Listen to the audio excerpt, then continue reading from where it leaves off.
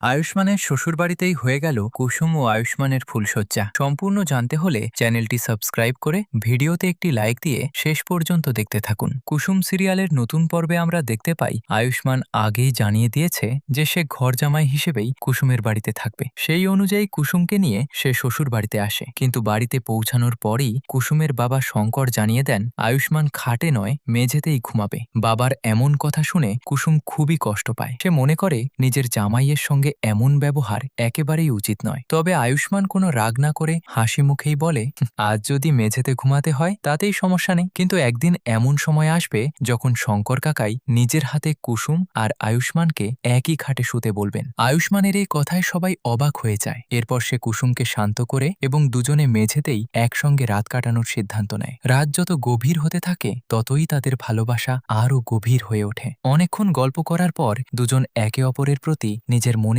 অনুভূতি প্রকাশ করে। ভালোবাসা আর বিশ্বাসে ভরা সুন্দর কিছু মুহূর্ত কাটিয়ে তারা একে অপরকে জড়িয়ে ধরে নিশ্চিন্তে ঘুমিয়ে পড়ে। এভাবেই এক ভিন্ন পরিবেশে সম্পন্ন হয় কুসুম ও আয়ুষ্মানের স্মরণীয় ফুলশয্যা। এবার বলুন তো, আয়ুষ্মানকে ঘরজামাই হিসেবে দেখার এই নতুন অধ্যায় আপনাদের কেমন লাগছে? এই পর্ব নিয়ে আপনাদের মতামত অবশ্যই কমেন্টে জানান। আর ভিডিওটি ভালো লাগলে লাইক, শেয়ার এবং চ্যানেলটি সাবস্ক্রাইব করতে ভুলবেন না। ধন্যবাদ।